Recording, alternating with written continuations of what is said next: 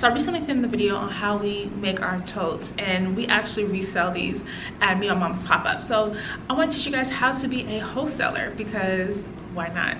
Let them know that everything big.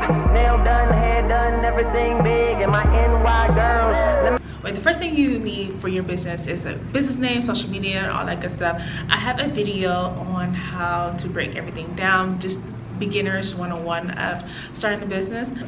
Go watch that video, then jump into this one. So after you have your business name and your social media, you need a website. Like I said in my other video, I talk about that in depth. So yeah, just get your website. You can go through Wix or Shopify. I go through Wix. It's very affordable. We pay about $200 annually. It's affordable. I love it. And also they have a free option, but you would not have your own domain if you do the free option. But that is that's an option. I keep saying option. And the thing is, when you first start a business, you need your overhead to be low as possible, because everything starts to add up, and you want this to be a longevity business. You know what I mean? You don't want to be struggling and all that. So make sure that everything is low. And if you can't afford a website, like I said, just go through the free option, or TikTok and Instagram have a TikTok and oh my god. So social media. TikTok and Instagram have a shop, Instagram shop, TikTok shop. Sign up for those if you do not want to or can't afford for your own website. They are perfectly fine to do. So before we talk about going to the fashion district, you will need a seller's permit. Now, the seller's permit is free to get. Let me repeat. It is free to get a seller's permit. You just have to pay the taxes on it at the end of the year, every quarter or something like that. That's the only thing with the seller's permit.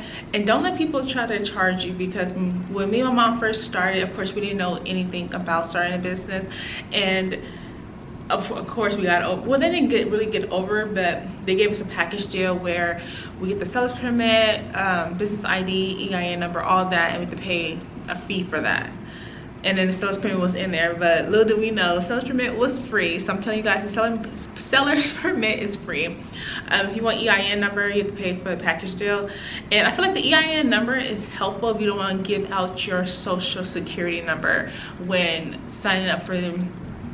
Being an influencer on TikTok, you need to give your social, you have to give your social. Also for Instagram. And I was a little worried about giving my social, but okay, so now we get the business name, social media, and your website. Let's talk about the products. Clothes, accessories, whatever you want. Out here in California, we have the fashion district. When you go to the fashion district, it's fun, and it's hard not to spend a lot of money. I tell this to you guys all the time. I even vlog when I'm at my wholesaler. It's hard not to spend everything. It's always going to be a minimum purchase. For instance, if you buy clothes, you have to buy 6 items of the same style, different sizes, the same 6 of them. Or some stores have a minimum requirement of $100, and yeah, that's only main 2 things. But I always say this: if the wholesaler like you can always make some deals out with them. But that's another story we can talk about later on how you can do that. And also, find your niche. Well, you guys know I hate that actually, because I don't have one niche. But figure out what you want to sell. Because like I said, the fashion district has everything you can think of. They have shoes, and I do want to eventually talk about selling shoes, but that is a different battle. You can either buy all 12 sizes, and of course, you know what. So that's a lot. Anyway, so you can do clothes, accessories, shoes, swimwear, athletic wear. Literally every store you can imagine is in the fashion district. Going to the fashion district is one way of making sales, or you can produce your own product. If you can sell, you can wholesale your own items, or manufacture. Oh my god, wholesale. You can manufacture your own items. And in me and mom's case, our tote bags. And like I said earlier, me and my mom, we just made a few, and we're going to sell them at our pop-up shop. It's a lot I'm talking about, so make sure you subscribe to my channel and get to know me and all that. So let's talk about that in particular. So wholesaling a product that you made, like our totes, or we do custom shirts as well, and crop tops. We do a lot. when you want to sell those, I suggest you sell on Etsy. I do. Etsy does charge a higher percentage, but I feel like it's the best way to get your own products out. And another thing, I'm just giving you guys all these tips. If you manufacturing your own product, you also can promote yourself and get other wholesalers to buy from you. Recycling the dollar. If you want to start doing your own tote bags, hats, anything custom, all you need is a heat press and also a Cricut.